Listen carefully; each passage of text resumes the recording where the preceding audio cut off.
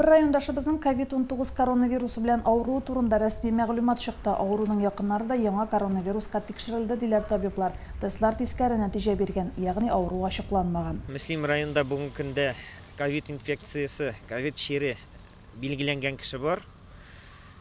Ул пока бүгенге көндә берәү генә.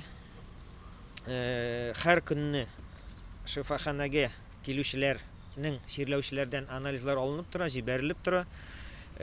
Шушы bir кешедән тыш билгеләнгән кешеләр юк. Әмма ләкин безнең 15 анализ кайтып җитмәде әле. Алар ничек булар әйтә алмыйбыз.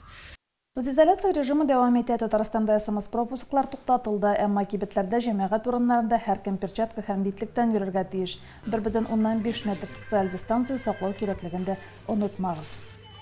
Аралашуга шикләүләр булды, сатуларга шикләүләр булды. Ләкин без моны зур кайгы, зур борчу итеп кабул итмәдек. Төрле хәлләр була. Без инде моны дөрес кабул иттек. Шикләүләрне үтәдек. Кирәк чагында идән дә чыкмадык. Бай маска бар, производственный кыйынрак. Жмет. Маскаларны сатып торалар, перчаткаларны магазинда.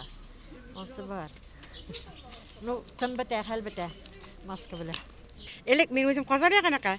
Гел ойлап кышыла хәди авыз тоталар я. Ничә тотканда тоасын белмим. Юк, яшәстәгә без әлләргә бер шагыз бит пенсионер. Туярга барып, менәм дә. 12 майдан 400 метрга кадәр мәйдан билегән сәүдә нукталары эшли башлады. Төп шарт урамнан аларга аерым ишектән керү мөмкинлеге булырга тиеш. Коронавирус вакытында безгә бик нык керемнәргә зыян килде инде.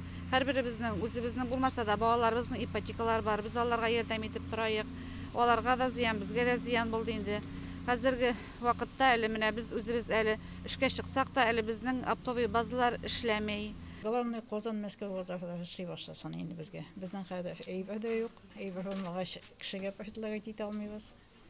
Яңа коронавируска бәйле ай ярым үз изоляция режимын сакларга мәҗбүр булган халыкка хөкүмәтебез ярдәм кулын суза. Кече эшмәкәрләргә һәм үз мәшгульләргә дә дәүләт ярдәме каралган. Безгә инде обещай итәләр инде субсидия инде шул эшчеләре булганнарга инде ничәдер күбрәк сумма инде безгә инде шул тиешлесен бирсәләр без бик әйбәт булыр безгә. 3 яшьтән 16 яшькә кадәр балаларның һәр кайсы өчен 10 мең сум акча түләнәчәк. Бу бер тапкыр бирелүче ярдәм. 3 яшькә кадәр балалары булганнарга 3 ай дәвамында 5 мең сум акча биреләчәк. Эшләмәүче әниләргә бала карау өчен бирелүче пособие күләме 2 тапкыр арттырыла. Вот нужно сказать, что торопиться подавать заявление не стоит, потому что программы еще сырые.